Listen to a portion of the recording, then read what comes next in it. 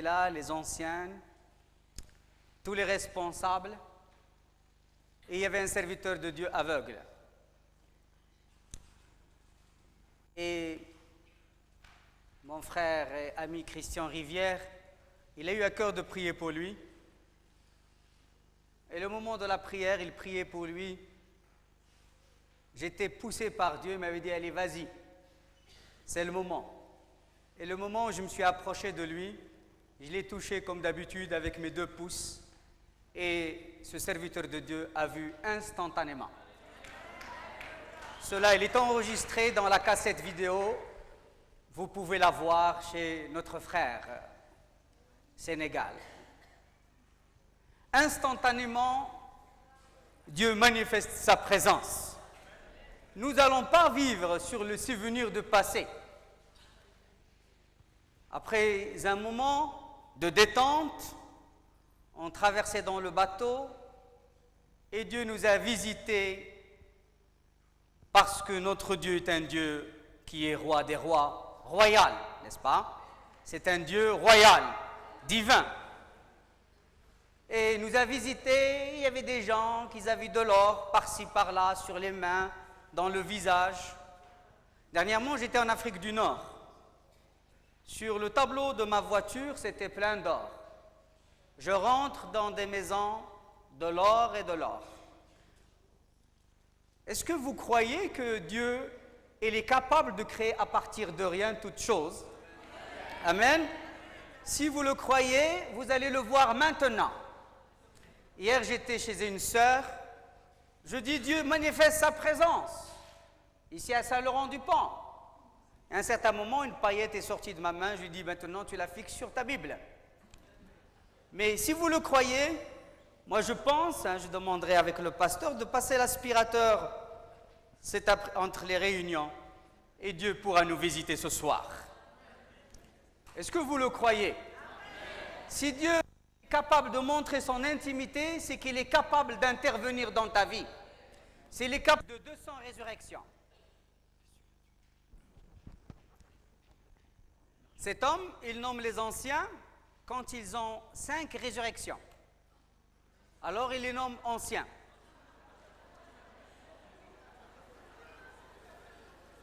Il y avait un pasteur, il m'avait dit, moi, il ne va pas même pas me nommer diacre.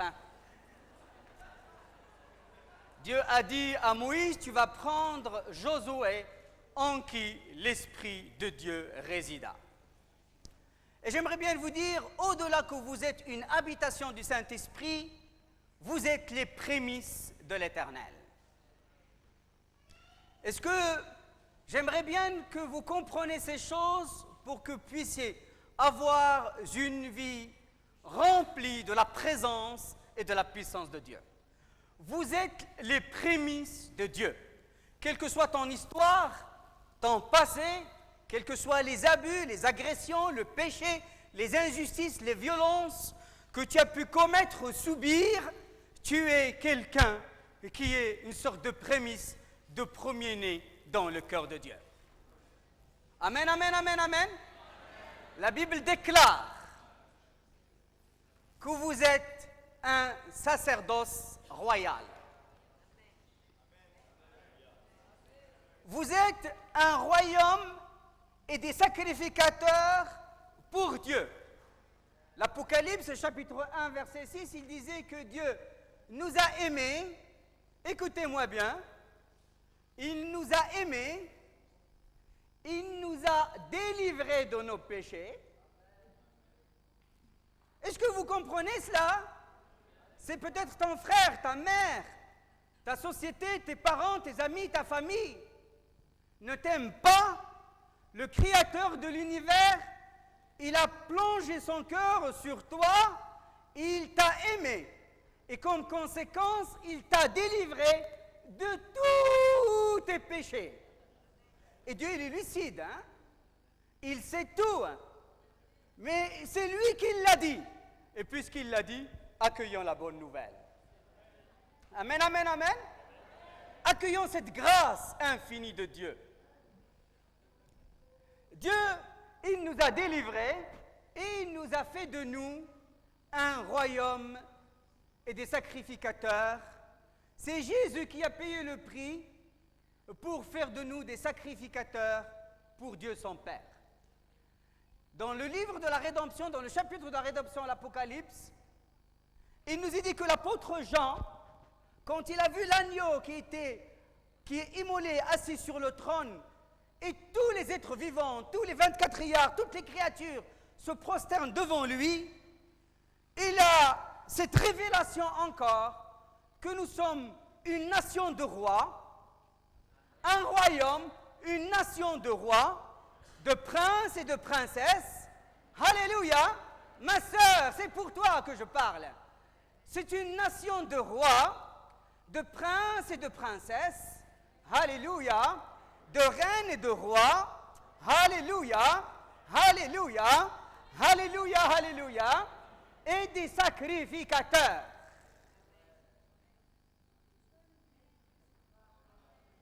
C'est-à-dire, vous êtes la tribu des Lévites.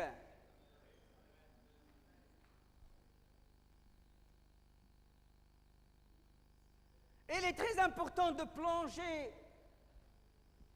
un peu nos yeux, nos études sur cette tribu de Lévites pour voir comment Dieu a choisi cette tribu à part, comme il a choisi Israël comme une famille des hommes qui doit représenter toutes les nations de la terre, toute la famille des hommes pour représenter l'humanité. Dieu a choisi les Lévites pour représenter Israël devant lui quand les sacrificateurs rentrent dans sa présence. Non seulement nous sommes des représentants, des exemples parfaits au cœur de Dieu, quand Dieu va régler toutes les choses et quand l'Église rentrera dans sa dimension définitive, quand cette Église deviendra saine, sans défaut, l'Esprit de Dieu va résider pleinement dans cette Église définitive.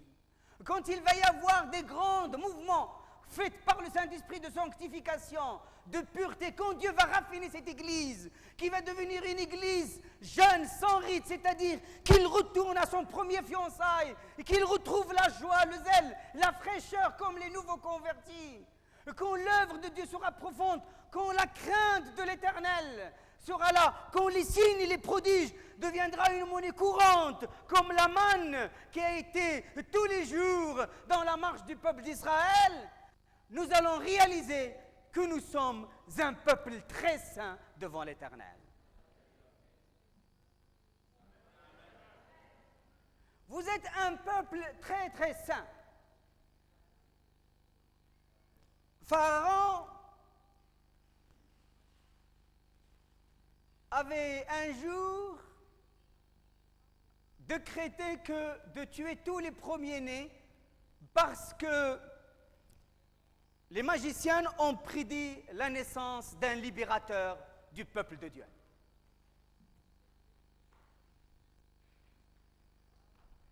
Il fallait que tous les nés doivent être assassinés. Il y avait là une femme lévite, Jochebed. Une femme, une lévite, Jochebed, qui était mariée avec Amram. Il avait enfanté un fils. Est-ce que vous savez comment s'appelle ce garçon? Moïse. Il a été beau. Cette lévite a trouvé cet enfant beau aux yeux de Dieu. C'était une femme de la famille des Kéatites. Quand on revient à la généalogie des Lévites, nous allons voir que Lévi, il avait 3 enfants, Gershon, Kehat et Merari, qui sont devenus les pères des Lévites, et les Lévites que Dieu a mis à part pour servir au temple et pour présenter de l'encens et des sacrifices devant l'Éternel. Et Pharaon a fait sa loi et il a obéi à la loi du cœur. Il avait au-dedans d'elle une autre loi, la loi du cœur, la loi de Dieu, la loi de garder l'alliance et la parole de l'Éternel. Et il a désobéi à Pharaon pour sauver cet enfant, qui plus tard deviendra le libérateur, c'est-à-dire qui va exécuter un des clauses que Dieu a fait avec Abraham, de faire sortir le peuple pour le conduire vers le pays promis.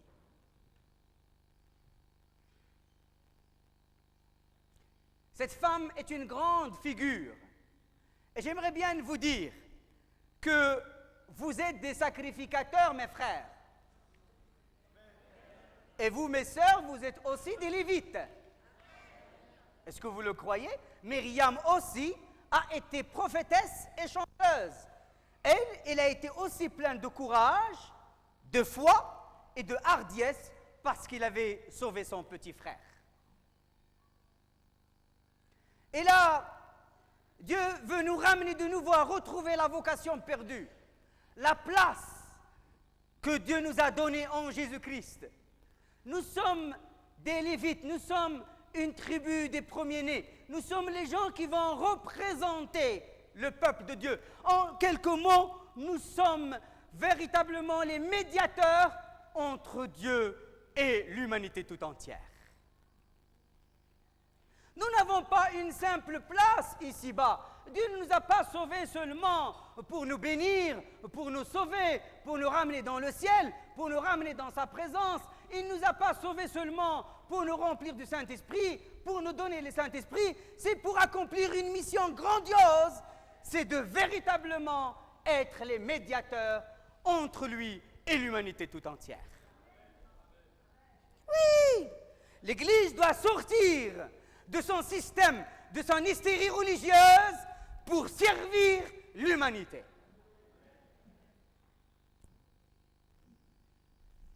Oui.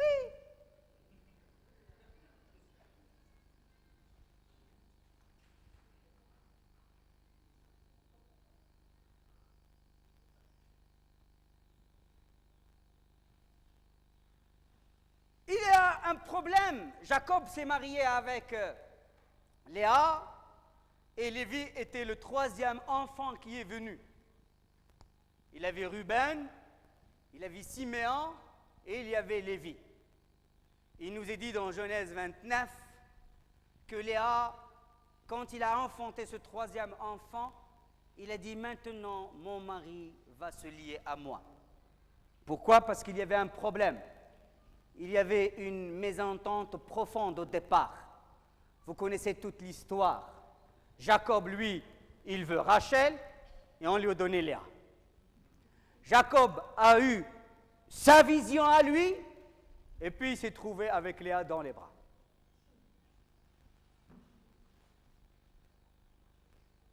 Et puis cette femme-là, il savait qu'il y avait une mésentente. Il a essayé de faire des enfants pour pouvoir ramener son époux. C'est ça l'humanité. Il y a eu une mésentente dès le départ avec le péché, avec le problème de l'iniquité et la pénétration du mal dans ce monde parfait et beau que Dieu avait fait. Et l'humanité essaye de s'unir. Et un jour, un médiateur divin, Jésus-Christ de Nazareth, il est venu afin de réconcilier et de nouveau ramener l'époux, le Dieu le Père, le Seigneur le Père, avec l'humanité pour le faire rentrer dans un amour véritable.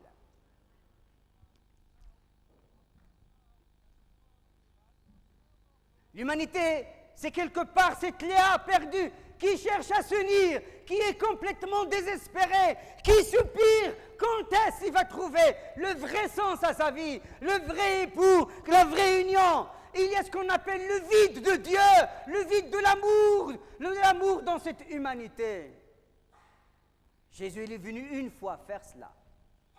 Mais lui-même, comme un arbre de vie, il se reproduit en nous.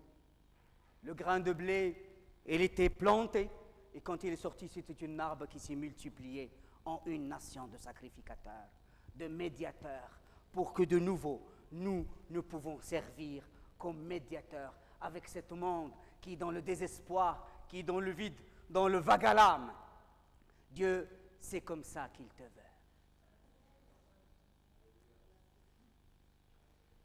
Un des symboles du sacrificateur, c'est qu'il devait porter le pectoral de jugement sur sa robe. Le pectoral du jugement est une œuvre d'art d'un empan, c'est-à-dire à peu près comme ça, du bout du petit doigt jusqu'au bout du pouce, un carré fait avec 12 pierres précieuses. Et dans ces 12 pierres précieuses, ils sont gravés les noms des 12 tribus. Et Dieu a dit à Moïse de dire à Aaron de rentrer avec le pectoral du jugement dans la présence de l'Éternel. Il faut qu'il rentre avec les 12 tribus, avec tout le peuple, quel que soit leur état, il devait les présenter. Qu'ils ont fait le mal ou qu'ils ont fait le péché, ils devaient rentrer. Qu'ils étaient justes ou saints, ils devaient les mener dans la présence de Dieu. Il n'y avait pas, le Lévite, lui, son vrai problème, c'est qu'il devait présenter des sacrifices pour ses propres péchés. Il ne doit pas ôter certaines personnes, ni certaines religions, ni certains hommes, ni même les sorciers, ni les musulmans, ni personne. Il devait porter toute l'humanité dans la présence de Dieu. C'était ça le rôle du sacrificateur. Il ne fait pas de favoritisme ni de discrimination. Il ne fait pas de différence entre les analphabètes et les scientifiques. Il n'accuse personne, il ne juge personne. Il doit présenter tout le monde devant Dieu. Il doit présenter les pauvres et les riches. Il doit présenter les gens propres et les gens qui sont dans des difficultés. Il doit présenter tout le monde. C'était ça la grâce qu'un Lévite devait manifester devant l'Éternel.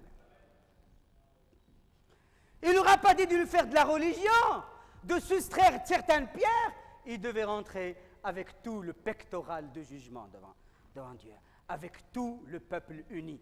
C'était sur le cœur du sacrificateur. J'aimerais bien te dire, mon frère, même si tu doutes, ma sœur, même si tu passes par des moments difficiles, quelle que soit ta situation, j'aimerais bien te dire que tu es sur le cœur de Jésus, que tu es placé sur le cœur de Jésus, quelle que soit ta situation matrimoniale, financière, sentimentale, familiale, matérielle, tu es sur le cœur de Jésus. Et ça, ce n'est pas Ismaël qui le dit, c'est la parole de Dieu qui le déclare. Jésus, tu es gravé. Il rentre chaque jour, lui, le prince de Dieu, dans la présence de Dieu avec ton nom, avec ta vie, avec tes difficultés, avec ta beauté, avec ta pureté et avec les défauts. Il te les présente et Dieu va répondre, il va te bénir. Oui! Il n'y aura que grâce et grâce, jamais grâce et loi. Il n'y aura que grâce et grâce. Il n'y aura que grâce sur grâce. Rentrez dans la grâce. Moi, j'étais dans une religion, dans l'islam. L'islam ne fait pas ça, ne fait pas ça. Alors, bon, si je suis à Jésus-Christ, c'est que j'avais besoin vraiment de Jésus. C'est la grâce qui m'a transformé et qui m'a donné la haine du péché et de la loi et des choses qui font honte. C'est la grâce. C'est ça le critère moral ignoré par les pharisiens et les religieux. C'est la grâce qui transforme. C'est la grâce qui nous fait charmer et qui manifeste l'amour tellement grand, tellement merveilleux de notre Dieu. Des fois, on est étonné quand on voit des gens malades, jetés par les hôpitaux. On n'en voulait plus d'eux. Même la famille est fatiguée. Et Dieu les relève dans son amour.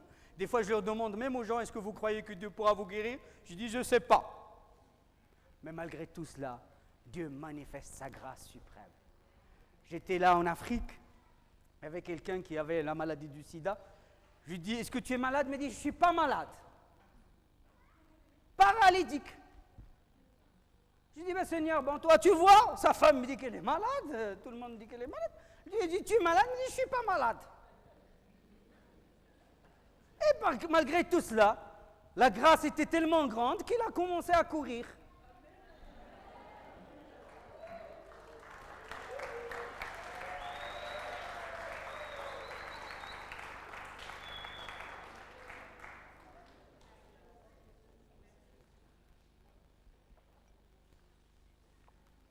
Aaron entrait avec le pectoral de jugement devant le chandelier d'or.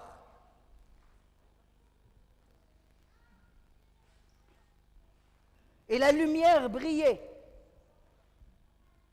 Et les rayons des rubins, la beauté du jaspe, la beauté du sardoine, de l'émeraude, chacun avec sa couleur, chacun avec sa beauté, chacun avec sa clarté, tout a été là devant l'Éternel, chacun avec sa différence, chacun avec sa tête, chacun avec son caractère, chacun avec son histoire, mais devant Dieu, c'était des rayons de lumière et de beauté. Et j'aimerais bien te dire, mon frère, tu viens d'Afrique, tu es beau. Tu viens de l'Europe du Nord, tu es beau. Tu es de la France, tu es encore plus beau. D'où tu viens, tu es beau.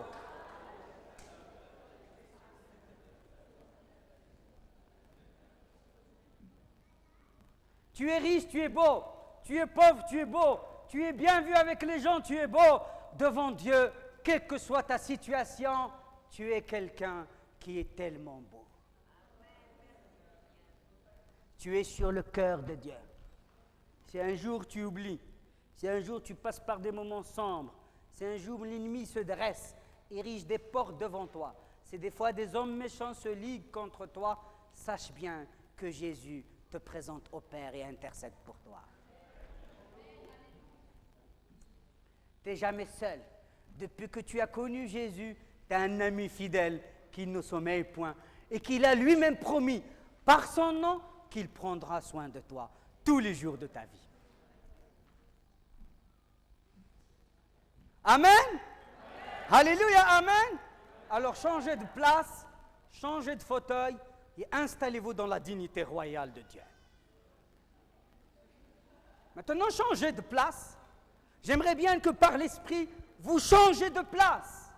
Si l'ennemi a ramené la torpeur, la dépression, la maladie, la haine de soi, vous êtes dégoûté des fois de certaines situations, déçus.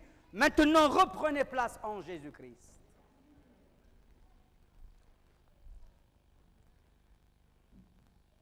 Oui, quand on rentre dans la lumière, même les défauts sont connus.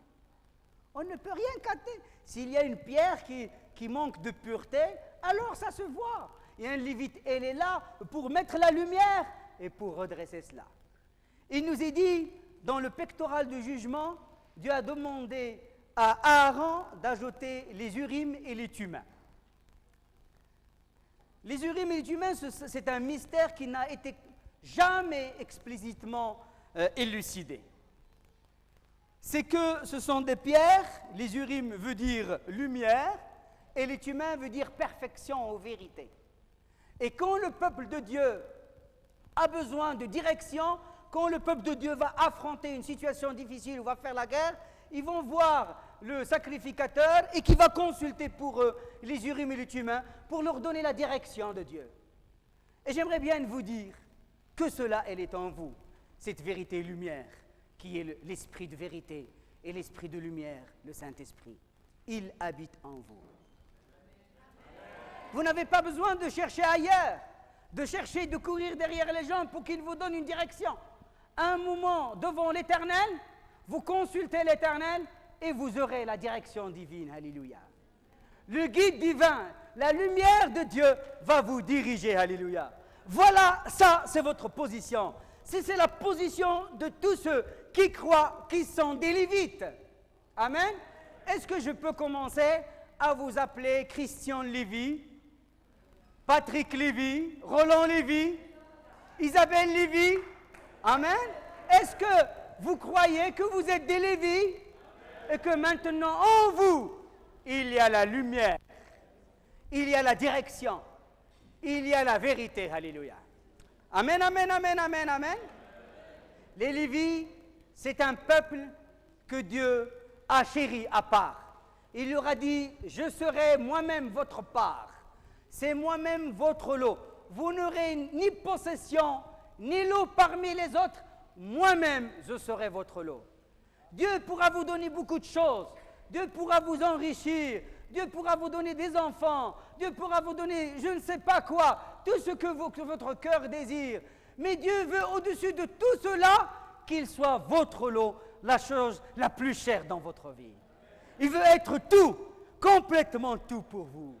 Alléluia. Il a dit, moi, je serai leur lot, leur possession et leur héritage. Je serai tout pour eux. Il voulait que nous vivons sur cette foi-là. Que Dieu est notre lot. Il est notre possession. C'est sur cette foi que nous devons vraiment maintenant nous appuyer. Peut-être, tu as perdu ta famille, tu as perdu tes amis, tu as perdu vraiment ta situation. Mais Dieu te dit, moi, malgré tout cela, moi, je serai toujours ton lot et ta possession. Je suis ton héritage. Les Lévites, eux-mêmes, ils avaient une pierre. Cette pierre, c'était l'escarboule. Le symbole, non seulement ils avaient le pectoral de jugement qu'ils portaient, ces pierres d'Urim et de Thummim, mais il y avait cette pierre d'escarboule. Cette pierre d'escarboule, elle est de rouge foncé. On appelle ça le grenat. C'est une pierre précieuse qui est le grenat, qui vient du latin granatum, qui veut dire grenade. Et grenade, c'est un fruit que Dieu avait demandé aux sacrificateurs de dessiner au bord de leur robe. Les sacrificateurs, vous savez, ils mettaient leur robe en fin lin blanc, ils mettaient des éphodes en or. Les sacrificateurs n'étaient pas n'importe qui. Hein? Vous comprenez? Ils ne mettaient pas n'importe quoi. Hein? Vous n'êtes pas n'importe qui. Hein? Vous qui vous êtes nés de nouveau, vous m'entendez bien? Le ciel vous connaît. Les anges élus vous connaissent. Les démons vous connaissent. Dieu vous connaît. Vous n'êtes pas n'importe qui.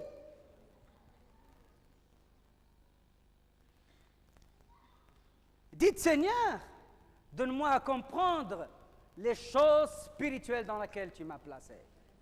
Priez pour que Dieu ouvre vos yeux spirituels, pour que vous réalisiez. Et à partir de ce moment-là, la vie spirituelle va se dévoiler et il va agir sur votre vie matérielle. Alors il rentrait avec cette robe, le pectoral de jugement avait des chaînettes en or et il y avait 2 anneaux d'or qui étaient accrochés à l'éphod et il mettait cette robe avec des dessins de grenades. Les grenades, ce sont signes de fertilité à cause de l'abondance de ces grains. En même temps, signe de justice. Vous connaissez que la couleur grenat représente la couleur du sang. C'est-à-dire, le grenat était un peu le symbole des sacrificateurs selon les sacrifices et le sang qu'ils devaient verser devant l'autel. Et dans le monde profane, le grenat servait de protection. Même dans la vie la plus diabolique, dans les vieilles fusils, on mettait des grenats, dans des balles de grenat. Et nous réalisons que le grenat, c'est une puissance protectrice. Et nous avons des grenades dans notre robe. Alléluia. Nous avons le sang de Jésus autour de nous, qui nous servira de protection. Amen. Est-ce que vous réalisez que le sang de Jésus vous garde contre les géants de ce monde, les géants démoniaques qui vous gardent, qui veulent vous menacer?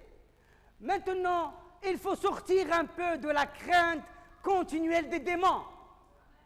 Les démons existent, c'est sûr. Mais moi, c'est pas parce que j'ai pas peur d'eux, c'est pas parce que j'ai confiance en moi, mais j'ai confiance dans le sang de Jésus-Christ. Parce que je sais que le sang de Jésus me servira non seulement de protection, mais de grands miracles. Une fois, j'étais en Afrique, Satan m'a parlé, il me dit, toi, tu es pur. C'est pour cela que tu pourras quitter le... Je dis, moi, je ne suis pas pur. Moi, je ne suis pur que par le sang de Jésus. Tu ne vas pas m'avoir. Parce que Satan, quand il ne trouve pas les points faibles, il utilise les points forts pour le détruire. Moi, c'est le sang de Jésus. Tu ne peux rien faire avec moi. Moi, je suis en Jésus. Une fois, quand je suis sorti de ma maladie, il y avait dans une vision une panthère qui est venue me voir, seulement avec une seule patte. Elle m'avait dit, tout ce que tu as eu, ce n'est même pas les griffes d'une patte. Tu vas voir ce qu'il va t'arriver. Moi, je viens de sortir de la maladie, la douleur vient de se calmer, je viens de connaître 2 jours de repos. Je dis, non, moi, je n'ai rien à m'affronter avec toi. Il ne faut pas croire que je vais m'affronter avec toi. Moi, je ne suis qu'une toute petite brebis au pied de Jésus. Tu n'as qu'à voir avec le lion de Juda, tu vas voir, panthère.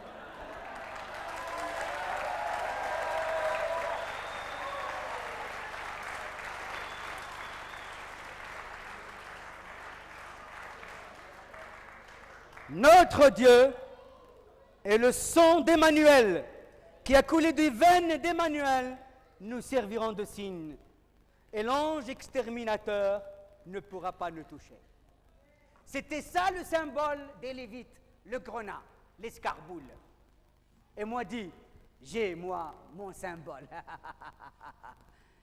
J'ai le sang de Jésus, la couleur de sang de Jésus, l'escarboule. Alléluia. Alors vous voyez notre privilège,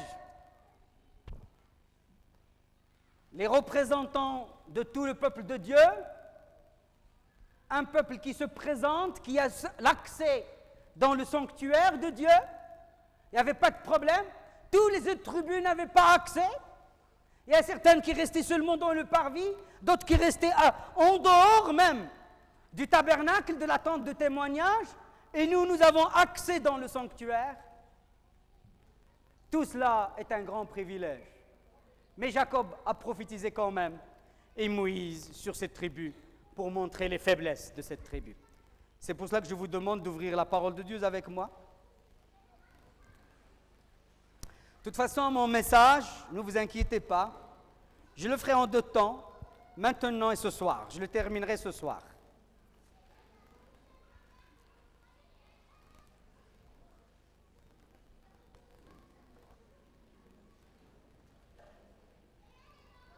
Dans Genèse 49, à partir du verset 5, c'est Jacob qui prophétise sur les Lévites.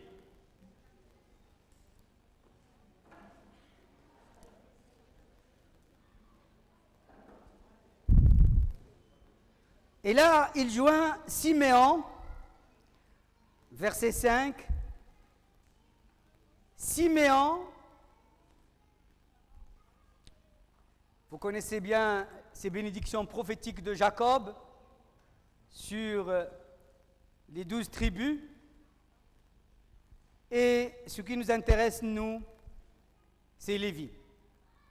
Mais il leur a dit, rassemblez-vous et écoutez, fils de Jacob, ce qui vous arrivera dans la suite des temps, c'est-à-dire des fois, la suite des temps, on peut le traduire dans le domaine prophétique par les derniers jours. Et si cela, elle a été concrétisé, arrivé dans la vie des Lévites, cela n'est pas totalement arrêté, même dans notre vie, parce que nous avons pris le sacerdoce. Siméon et Lévi sont frères, leurs glaives sont des instruments de violence.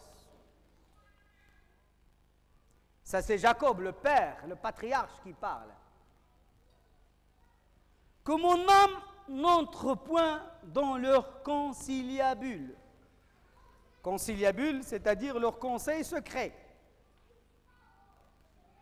Que mon esprit ne s'unisse point à leur assemblée. Car dans leur colère, ils ont tué des hommes. Ah, tiens.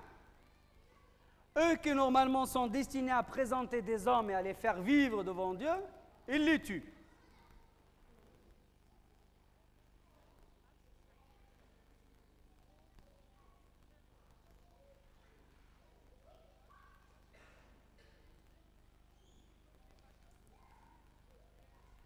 Et dans leur méchanceté, ils ont coupé les jarrets des taureaux. maudite soit leur colère, car elle est violente, et leur fureur, car il est cruel. Je les séparerai dans Jacob, et je les disperserai dans Israël. Il faut bien savoir que ce texte a été écrit avant le partage de territoire entre les enfants d'Israël. Et malgré qu'ils avaient eu des cités, les 48 villes de refuge, ils n'ont jamais eu un territoire bien déterminé parce qu'il fallait bien les disperser, les disséminer. Nous allons lire une autre prophétie, ou bien plutôt on le lira plus tard. Regardez ce que Jacob dit de Lévi et de Siméon. Il disait que ils sont dans leur glaive des instruments de violence. Le mot instrument de violence à cause de leur colère. Vous savez que il s'est arrivé un vrai problème. C'est que Lévi, à cette époque-là, il avait 20 ans à peu près. Et ils étaient dans la ville de Sichem. Et Dani, sa sœur, il a été violé et abusé. Et puis, ils sont mis d'accord, lui et son frère Siméon, pour liquider, pour complètement exterminer les gens du village de Sichem. C'est vrai que les gens de Sichem étaient des gens sans honneur. C'était eux les premiers qui ont voulu voler Sarah à Abraham. Ils ont voulu voler Rebecca à Isaac. Chaque fois qu'ils voyaient une femme belle, ils voulaient la kidnapper. Mais ce n'était pas une raison pour Lévi et Siméon d'aller les tuer et les exterminer. Jacob, il a dit, alors ils ont des instruments de violence. Ils exécutent à cause de leur colère, à cause de l'épreuve dans laquelle ils sont passés, ils fabriquent des instruments de violence. Vous savez, il y a des gens, à cause des épreuves, à cause de certaines grandes souffrances, alors ils deviennent de plus en plus blindés et commencent à forger en eux des armes pour se défendre. Ils commencent à faire en eux, c'est comme si, parce que nous ne sommes pas nés avec les instruments de violence, vous comprenez? C'est un peu des fois les épreuves, c'est un peu des fois des moments difficiles, des moments d'abus, des moments de déception, des moments où on a abusé de notre confiance, de le moment où on nous a trompés, on nous a trahis. Et alors à ce moment-là, alors les Lévites, à cause de l'esprit de colère, à cause de leur tendance dans la colère, ils se laissent emporter à la cruauté et ils fabriquent des instruments. Ces instruments-là, ils deviennent leur propre fabrication. C'est comme un peu le forgeron qui fabrique son propre arme. Il est en train de les façonner, de les ciseler, de les plonger dans le feu de la souffrance, de les marteler. Et Dieu ne demande pas d'être des instruments de cruauté, des instruments de vengeance. Il veut qu'à travers nos épreuves, écoutez-moi bien, à travers les moments difficiles par lesquels vous avez passé, à travers les moments où on a abusé de vous, on vous a déçu, on vous a trahi, au lieu d'être des instruments de violence, vous devez comprendre et devenir des instruments de bénédiction et un vase utile, un vase ménager entre les mains du Maître.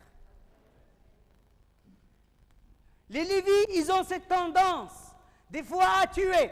Il y a des gens qui ont comme arme leur langue, ils se mettent à quatre pour détruire quelqu'un pour qu'il ne rentre pas dans son héritage. Il y a cette tendance qui est là. Les esprits sont là pour tenter. Il y a des puissances de tentation qui sont là pour pousser les gens. Mais Dieu nous dit attention aux épreuves, attention aux grandes souffrances, attention à la vengeance, attention au jugement facile. Attention, attention. Dieu veut nous prévenir que nous avons véritablement que la chair, il a des tendances à la cruauté, à la violence. Et Jacob, il a dit, moi, je ne serai jamais avec le conseil des impies. Je ne serai jamais d'accord avec vous. Vous savez ce qui est arrivé? C'est que Lévi et Siméon, ils croyaient que Dieu est avec eux. il croyait que c'est une œuvre de Dieu. Moïse, il a fait la même chose. C'est ce que son grand-père, son arrière-grand-père Lévi a fait, lui, il l'a fait lui aussi. Il s'est trouvé en Égypte, il a vu que ses frères, ils étaient maltraités par les Égyptiens. Et la colère l'a emporté, parce qu'en lui, il y avait la colère, il l'a disposé à changer de nature, et il est devenu assassin. Méfiez-vous de la colère, chers Lévites. Chers Lévites, méfiez-vous de la colère, parce qu'il a une tendance à transformer la nature dans laquelle Dieu vous a appelé. Ne vous laissez pas emporter. Faites devenir un bouclier. Il faut que les grandes souffrances, les épreuves, c'est peut-être vous étiez dans la vie, c'est comme une enclume, on est là, on reçoit des coups, on est là martelé jour et nuit, martelé par l'ennemi, martelé par les frères, par les faux frères, par le monde, par la société, par la haute finance, par les loges franc-maçonniques, on est martelé. Mais il ne faut pas qu'on cherche véritablement à devenir des instruments de violence, des instruments de vengeance, parce que la colère n'est pas une puissance. Le jugement, mes amis, c'est de l'injustice, parce que le seul juste juge pourra vraiment juger. Lévi, il avait cette tendance. Moïse, il nous est dit dans Exode 2, quand il a tué l'Égyptien, il croyait que Dieu va être enchanté.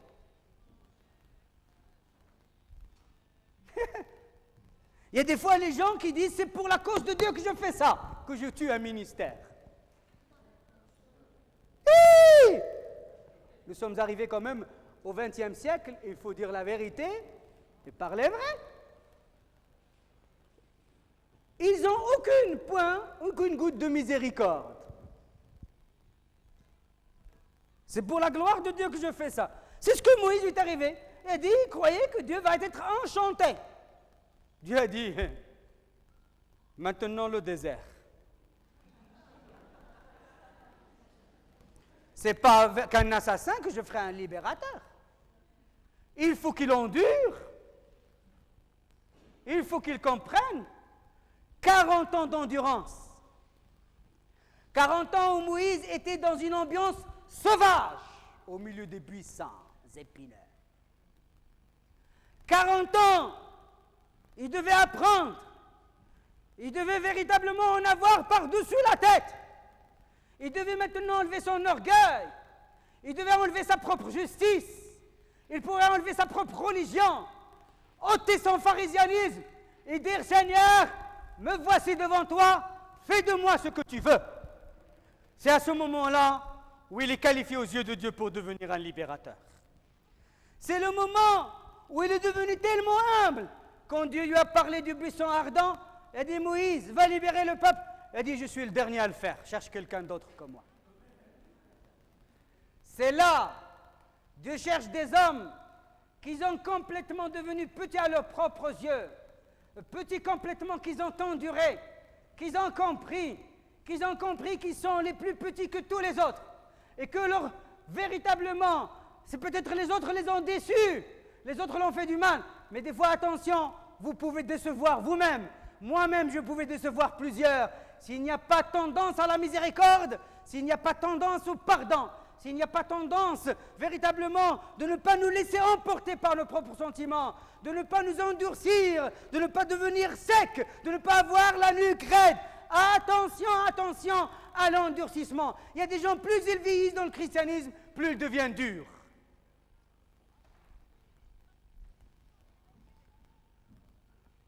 Oui! Il perd la notion d'être fragile, tendre, vulnérable. Dieu a utilisé Moïse quand il a été vulnérable. Il dit, pas moi, j'ai un problème d'élocution et je suis le dernier à le faire.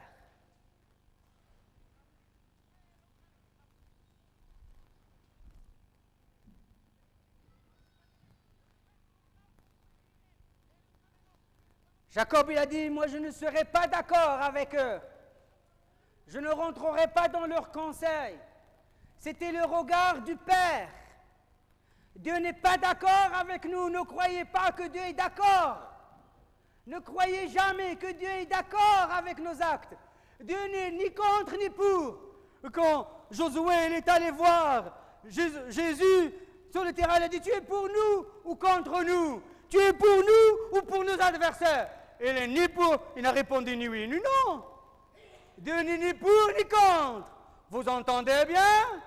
C'est lui le seul juste juge. Quand le temps, Dieu laisse le temps aux gens pour se rattraper, pour le champ à changer. Si toi tu changes, si toi tu espères changer, si toi tu attends que Dieu te transforme, alors de la même façon, il transformera ton frère, il transformera ta sœur, il changera véritablement les autres, comme il t'a changé toi-même. Il y a des gens, des fois, ils te disent, ah bonjour, bonjour Christian, ça va, tu vas bien? Ah, tu as bien changé. Ah, tu as bien changé. Mais avant, tu étais autre chose. Ah, ils n'oublient pas. Ah, tu as bien changé, c'est bien. Alors, Dieu, Jacob, il a dit, moi je ne suis pas d'accord. Les Lévites immatures, ils avaient ramené une femme à Jésus-Christ. Il lui a dit, écoute, cette femme-là, on l'a pris d'adultère, il faut la lapider. Ils ont dit, Jésus-Christ lui-même il leur a dit, pour cette femme-là qu'ils ont voulu lapider, cette prostituée, il a dit, celui qui n'a pas péché, qu'il jette la première pierre. Il y a des pharisiennes hypocrites qui veulent jeter la première pierre. Il y a des Lévites immatures qui veulent vraiment ce que eux, ils exigent des gens, il faut qu'ils soient acceptés tout de suite. Et Jésus leur a dit à cette femme-là, moi je ne te condamnerai pas. Regardez Jean 8, merveilleux cette parole. Moi je ne te condamne pas. Désormais va et ne pêche pas.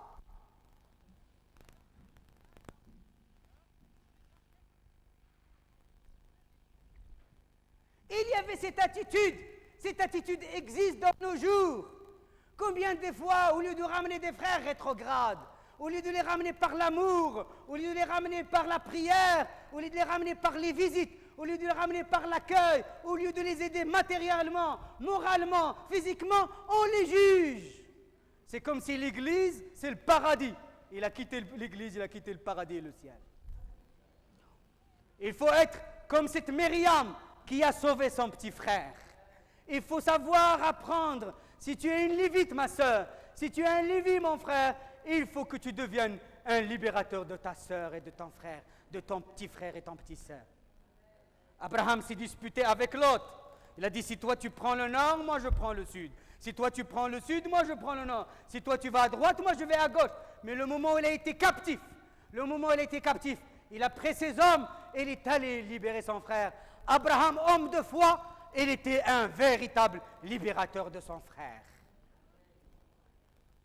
Voilà le travail que Dieu attend de nous. Il ne faut pas qu'on rentre dans une immaturité. Il ne faut pas qu'on rentre vite dans une réalité hypocrite, parce que les choses qu'on fait, ça pourra nous arriver.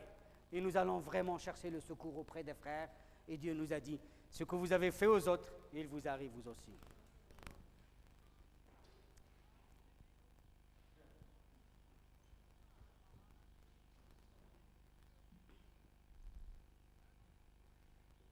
La colère, le jugement, la défense, ne vous laissez pas vous endurcir. Si dans une situation tu t'es endurci dans ton église, avec les frères et les sœurs, avec ton pasteur, avec les responsables, dans ta famille, dans ton foyer, avec tes enfants, avec les gens qui sont proches, demande à Dieu de rendre ton cœur tendre ce soir. Si tu devenais raide, sec,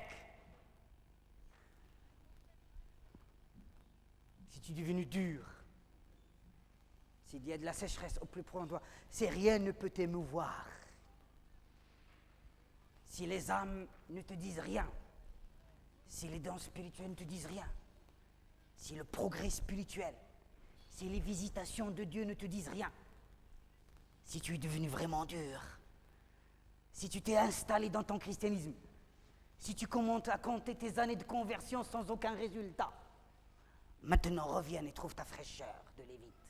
Retourne au jour du fiançailles, au jour de l'appel où Dieu était sur toi, au jour où tu étais tendre, où tu pleurais avec les pauvres, où tu te réjouissais de la grâce et de la joie d'être dans la maison de Dieu.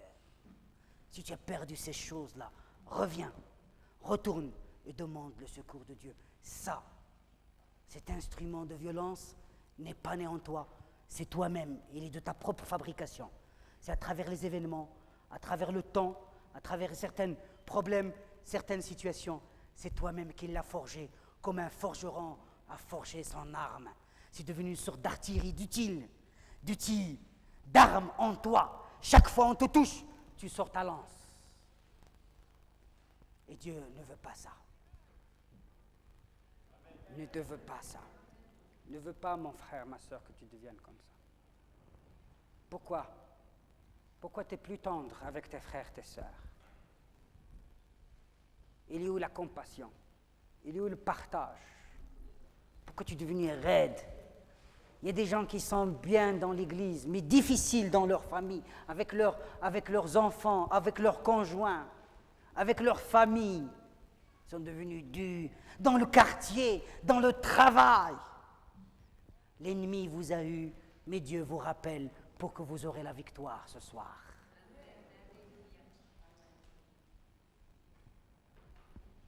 Si tu manques de témoignages de Lévite, de porter les hommes devant l'Éternel, de les mener, quels qu'ils soient, devant l'Éternel, reviens, retrouve de nouveau ta vocation de Lévite.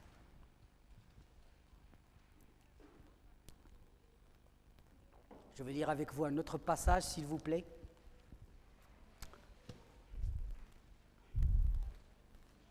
Dans Deutéronome,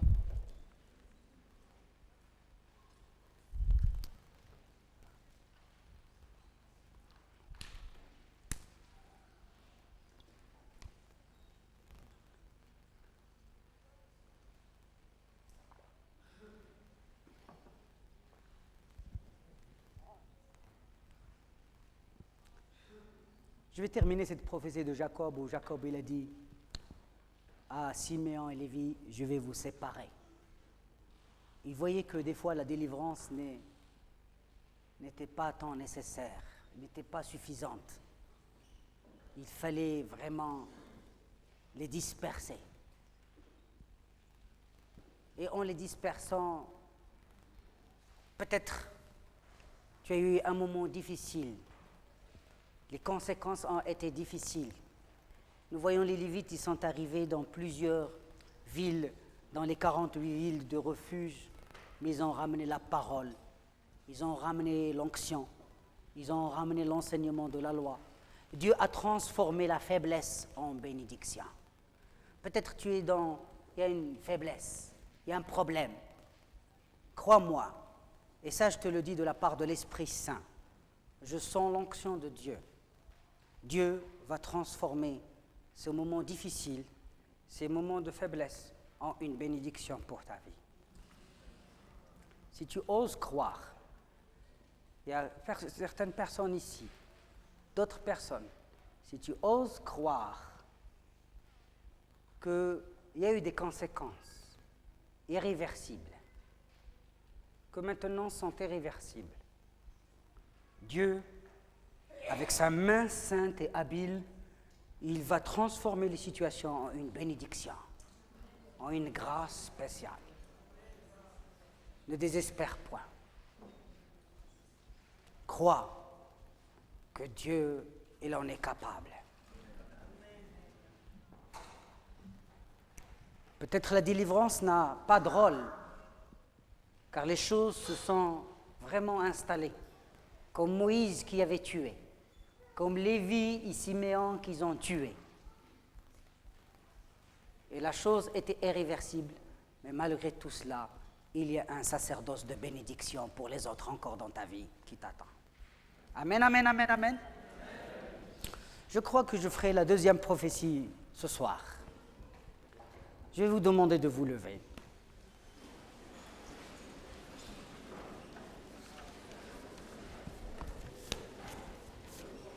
Merci beaucoup, Sophie. Merci.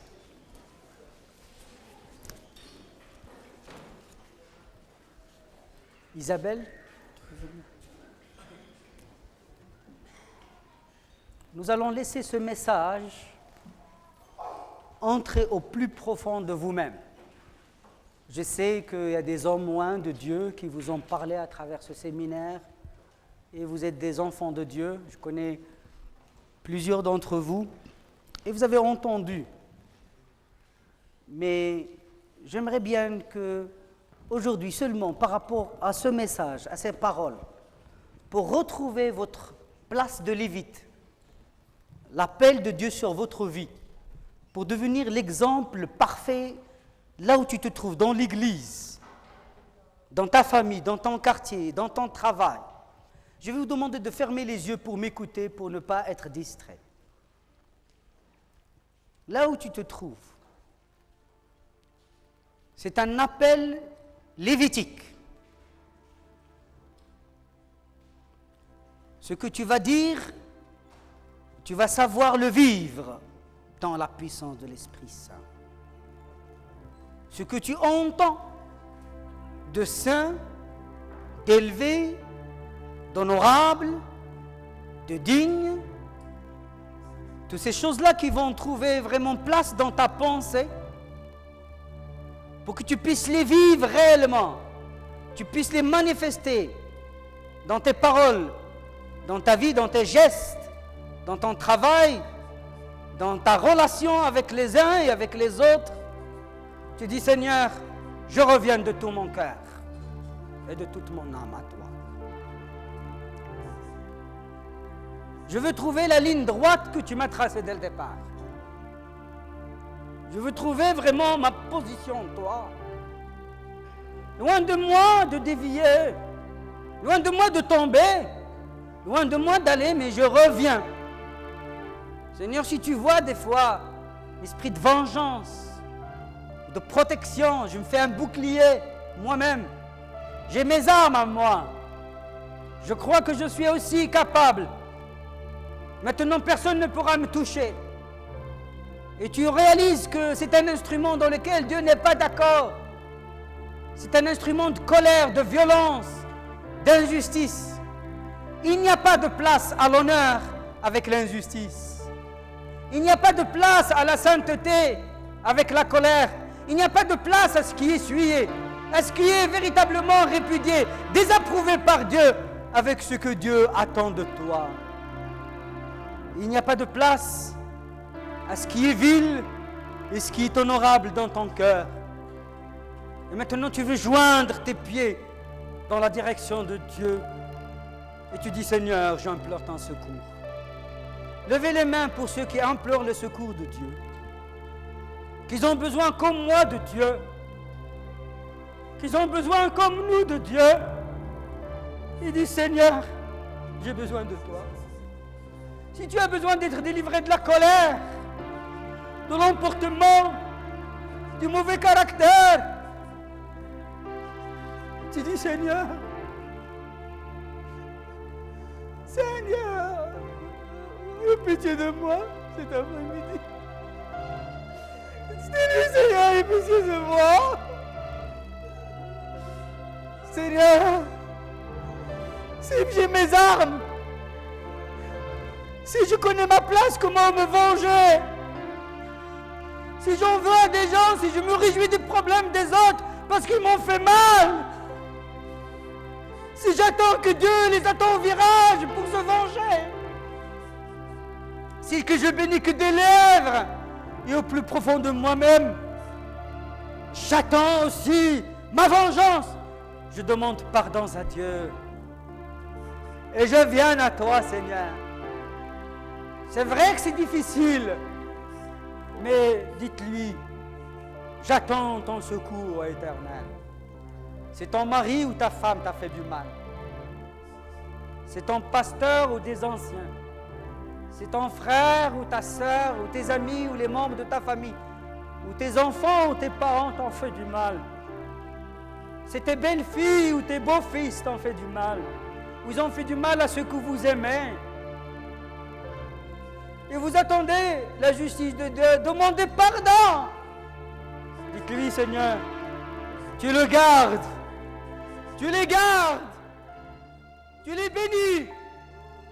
Et maintenant, je te présente mon adoration et mon intercession en leur faveur comme un vrai Lévite. Maintenant, comme un vrai Lévite.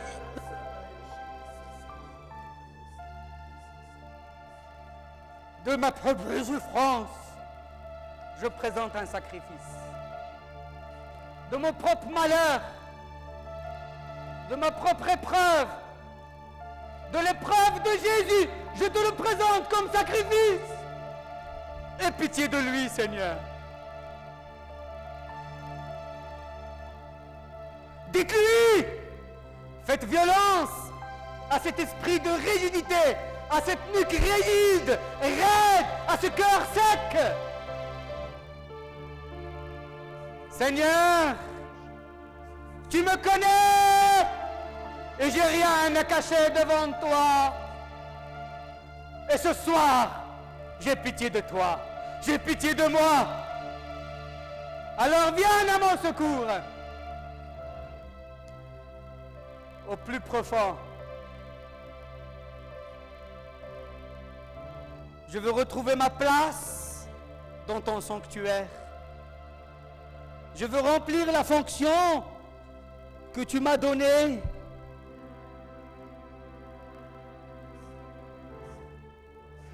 Je veux être non seulement gardien de ta parole, mais gardien du peuple.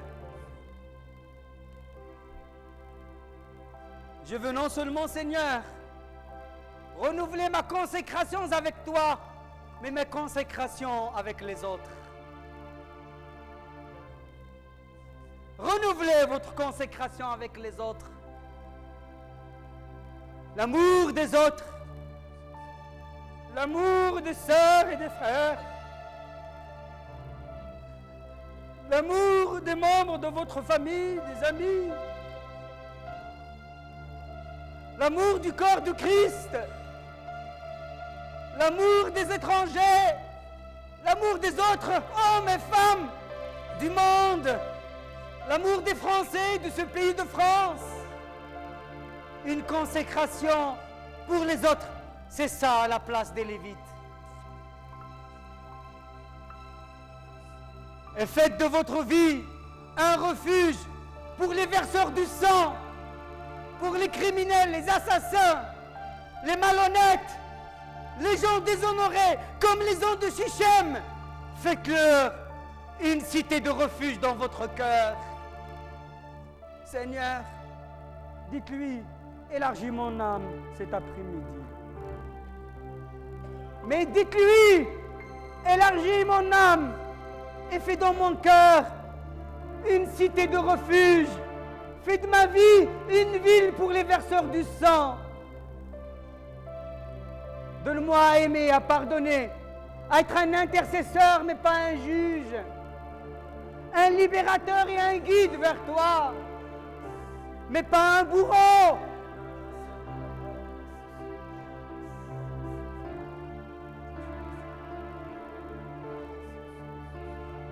Je vous laisse prier pour des situations bien définies dans votre vie. Peut-être tu as l'intention de te réconcilier avec quelqu'un maintenant. Alors mets-toi à genoux peut-être. Tu as l'intention de prendre des décisions. Tu veux voir Dieu dans ta vie. Tu veux rentrer dans son sanctuaire. Tu veux que sa lumière brille sur toi de nouveau. Tu veux voir ses miracles. Tu veux que Dieu t'accompagne. Mets-toi à genoux maintenant pour la situation que tu connais. Ne t'endurcis pas. Ne vous endurcissez pas. C'est un appel de Dieu. C'est sérieux ce que je fais ce soir. Dieu te veut un vrai Lévite. Dieu ne veut pas n'importe qui. C'est une place que Dieu veut t'élever. Que tes urim et que tes mains soient saints, soient justes. Dieu veut t'élever à un autre rang, à un haut rang. Comme Aaron a été quelqu'un qui fait avancer, qui élimine, qui élève. Attention à l'ennemi, aux ruses de l'ennemi, à le climat de ce temps où les gens sont devenus comme des loups pour se défendre. Réglez maintenant, parlez avec Dieu. Parlez-lui. Seigneur, pardonne-moi. J'ai besoin de toi ce soir. Saint-Esprit, rafraîchis à chaque fois ma mémoire. Inscris cette position dans ma vie. Garde-moi de m'endurcir. Garde-moi de ma propre justice. Garde-moi de ma propre volonté. Conduis-moi dans tes voies, toi. Tu m'as placé comme gardien de ta parole et pas de la mienne. Gardien de ton alliance, mais pas des choses que j'ai subies moi-même. Et je veux vivre ça pleinement avec toi. Dieu veut que tu ressembles à Jésus, au souverain sacrificateur.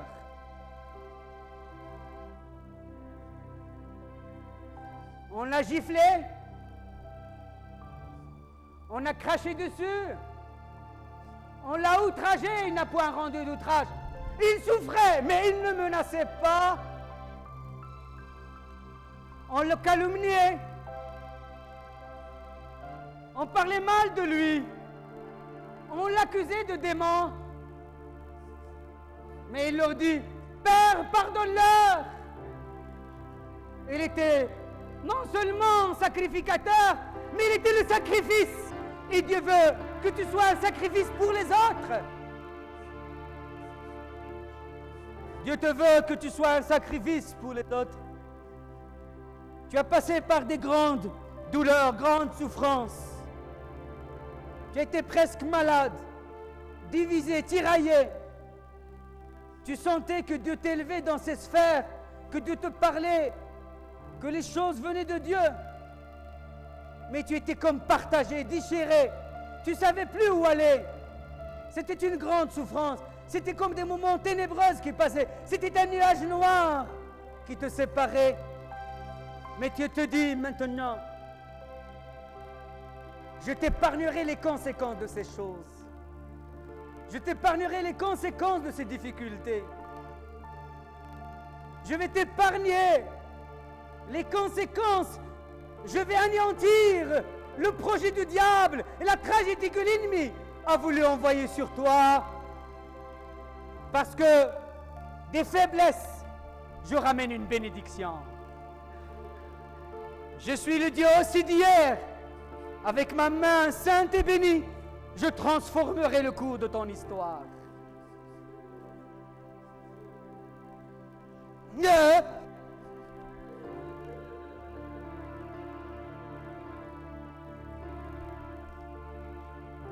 Tu as passé par des épreuves cuisantes et des grandes souffrances. Mais j'étais là et je suis là pour te libérer. Mais je vais pousser un cri et je vais triompher de tes ennemis. Mais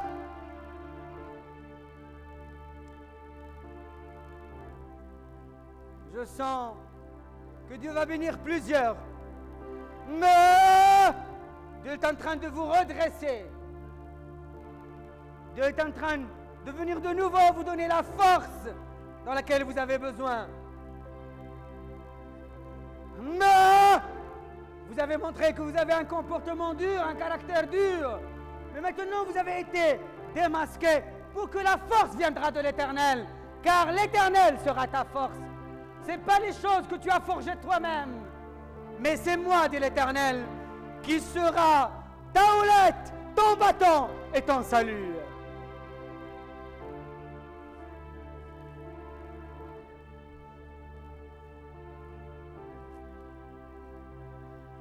Non!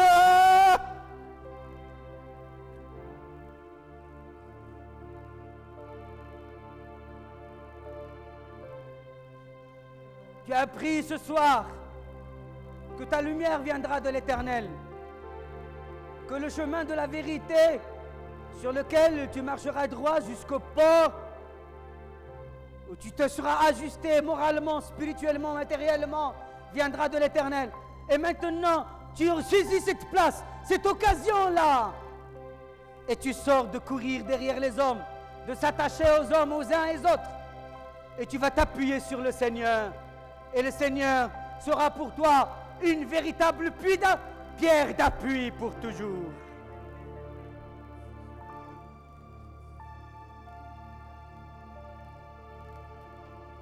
Qu'est-ce que tu attends pour la réconciliation? Qu'est-ce que tu attends, dit Dieu? Jusqu'à quand?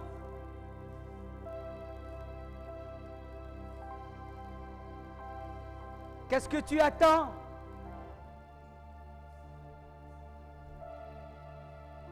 Dieu veut que tu auras un cœur tendre, démuni de tout orgueil.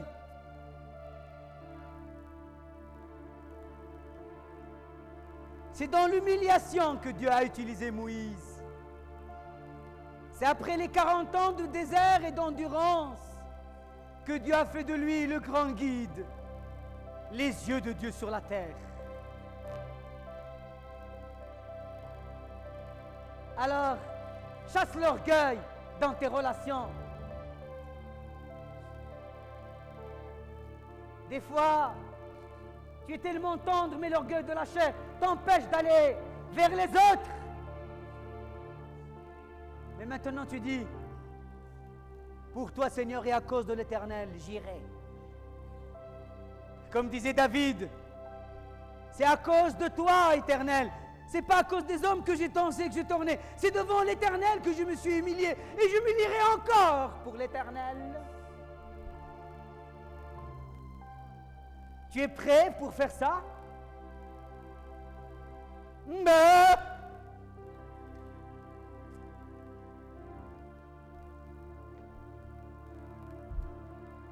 le Seigneur veut guérir beaucoup de vies. Et vous allez voir la bénédiction de Dieu. La grâce de Dieu.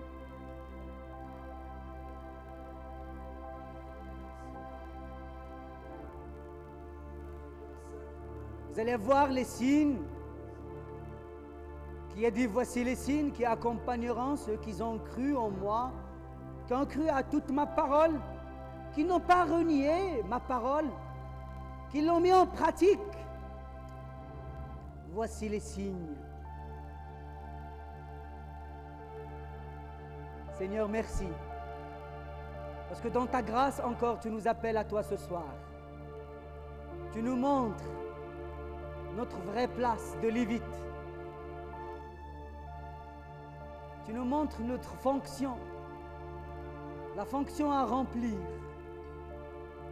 Tu nous montres nos privilèges et notre devoir. Tu nous montres que nous ne sommes pas seulement des sacrificateurs pour toi, mais aussi pour les autres. Tu nous montres que dans notre vie de service, nous sommes comme un sacrifice. Tu nous as montré, Seigneur,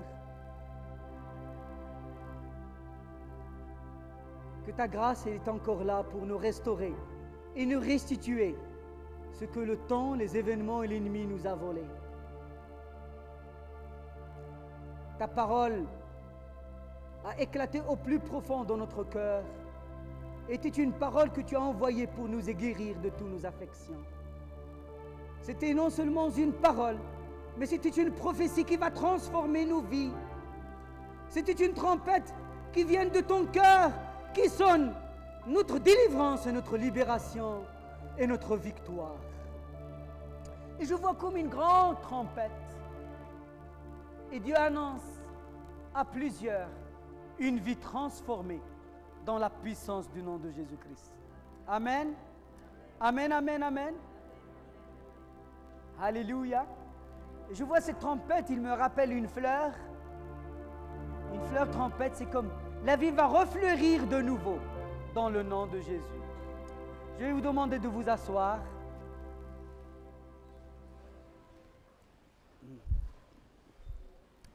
Nous bénissons le Seigneur, comment il a pu nous conduire. Alors nous allons terminer le message ce soir. Amen. Pour ceux qui n'étaient pas là, vous leur parlez.